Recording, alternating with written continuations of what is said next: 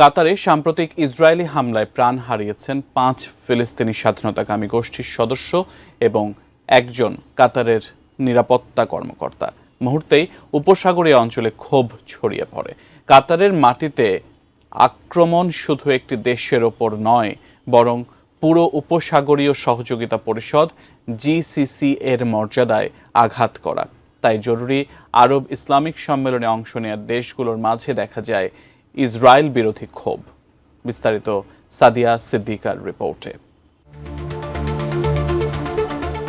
কাতারের যুদ্ধবিমানের হামলায় সম্প্রতি প্রাণ হারিয়েছেন ফিলিস্তিনি স্বাধীনতাকামী গোষ্ঠীর সদস্য এবং কাতারি নিরাপত্তা কর্মকর্তা। মুহুর্মুহু এই হামলার পরপরই উপসাগরীয় অঞ্চল অগ্নিগর্ভী হয়ে ওঠে। এর ফলে উপসাগরে দেখা দিয়েছে চরম উত্তেজনা, আর এতেই বাজছে ইসরায়েলের বিরুদ্ধে নতুন যুদ্ধের সুর। আমি বুঝি নির্মাণের শিল্প, সালাম স্টিল বোঝে ডিউরেবিলিটি। সালাম স্টিল, মোস্ট ডিউরেবল স্টিল। দোহায় সোমবার আয়োজিত এক জরুরি বৈঠকে কাতারের পররাষ্ট্র মন্ত্রকের মুখপাত্র মাজেদ আল আনসারি, জিসিসি মহাসচিব জাসিম আল বুদাইউই, ওআইসির সহকারী মহাসচিব ইউসুফ আল দোবাই এবং আরব লীগের সহকারী মহাসচিব হোসাম জাকি সংবাদ সম্মেলনে বক্তব্য দেন। উপসাগরীয় নেতারা এক কণ্ঠে জানান, কাতারের সার্বভৌমত্বে আঘাত মানে জিসিসির উপর আক্রমণ। বৈঠকের নেতৃত্ব দেন কাতারের উপপ্রধানমন্ত্রী ও প্রতিরক্ষামন্ত্রী খালিদ বিন মোহাম্মদ আল আতিয়া। উপস্থিত ছিলেন সংযুক্ত আরব আমিরাত, সৌদি আরব, কুয়েত, ওমান এবং বাহরাইনের শীর্ষ প্রতিরক্ষা কর্মকর্তা ও সদস্যরা। বৈঠক শেষে জিসিসি প্রতিরক্ষা মন্ত্রীরা একটি শক্তিমান যৌথ বিবৃতি প্রকাশ করে, যেখানে সদস্য দেশগুলো আঞ্চলিক নিরাপত্তা জোরদার একযোগে কাজ করার অঙ্গীকার করে। তারা 3টি গুরুত্বপূর্ণ উদ্যোগ গ্রহণের ঘোষণা দেন। যৌথ সামরিক কমান্ডের মধ্যে গোয়েন্দা তথ্য আদান প্রদান বৃদ্ধি, উপসাগরীয় অঞ্চলের জন্য একটি যৌথ আকাশ প্রতিরক্ষা ব্যবস্থা স্থাপন এবং একটি যৌথ ব্যালিস্টিক ক্ষেপণাস্ত্র সতর্কতা ব্যবস্থা গঠন। পাশাপাশি তারা 3 মাসের মধ্যে অপারেশন এবং বিমান প্রতিরক্ষা কেন্দ্রগুলোর মধ্যে সমন্বয় মহড়া এবং একটি বৃহৎ আকারের বিমান মহড়া পরিচালনার অনুমোদন দিয়েছেন, যাতে ভবিষ্যতে সম্ভাব্য যেকোনো হামলা বা হুমকি দ্রুত মোকাবিলা করা যায়।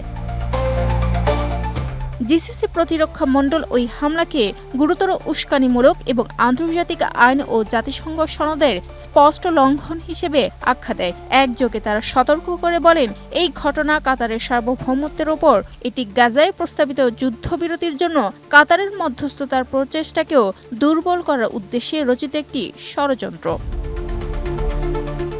এই ঘটনার পর দোহায় আলোচিত প্রতিটি পদক্ষেপই ছিল উদ্দেশ্য প্রণোদিত। কেবল সমন্বয়মূলক নয়, কার্যকর পদক্ষেপও নেওয়া হবে, এমন আশ্বাস দিলেন অংশগ্রহণকারীরা। জিসিসি সদস্যরা বলেন, যৌথ গোয়েন্দা শেয়ারিং ও আকাশ প্রতিরক্ষা ব্যবস্থার মাধ্যমে একে অপরের নজরদারি জোরদার করা হবে, ফলে আঞ্চলিক হুমকি দ্রুত শনাক্ত ও মোকাবিলা করা সম্ভব হবে। এই মুহূর্তে কাতারের ভূখণ্ডে হওয়া এই হামলা আর এক দেশীয় ইস্যু হয়ে থাকছে না, এটি সমগ্র উপসাগরীয় অঞ্চলে নিরাপত্তা ও কাতারের কূটনৈতিক মধ্যস্থতার উপর সরাসরি আঘাত। জিসিসির বিবৃতিতেও বলা হয়েছে, কাতারের শান্তি নিরতির প্রচেষ্টা গাজার জন্য গুরুত্বপূর্ণ ছিল এবং এই আঘাত সেই প্রচেষ্টাকে দুর্বল করার উদ্দেশ্যে নেওয়া হয়েছে বলে তারা মনে করছে। বিশ্লেষকদের মতে, এখন ঘোষণা করা যে 3 মাসের মধ্যে অপারেশন ও বিমান মহড়া চালানো হবে, তা কেবল সামরিক প্রস্তুতি নয়, একটি রাজনৈতিক সংকেত যে আঞ্চলিক নিরাপত্তা লঙ্ঘন বিনা প্রতিদান থাকবে না। দোহা থেকে প্রকাশিত যৌথ বিবৃতি উপসাগরীয় অংশীদারিত্বের মাধুর্য ও নিরাপত্তা অগ্রাধিকারকে তুলে ধরে।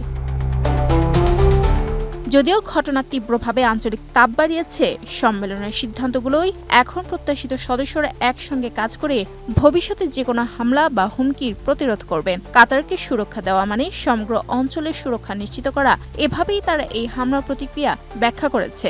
দোহা থেকে আসা এই সংকেত আন্তর্জাতিক পর্যায়েও তাদের অঙ্গীকারের প্রতিফলন এবং প্রতিরক্ষায় দৃঢ়তা জরুরি।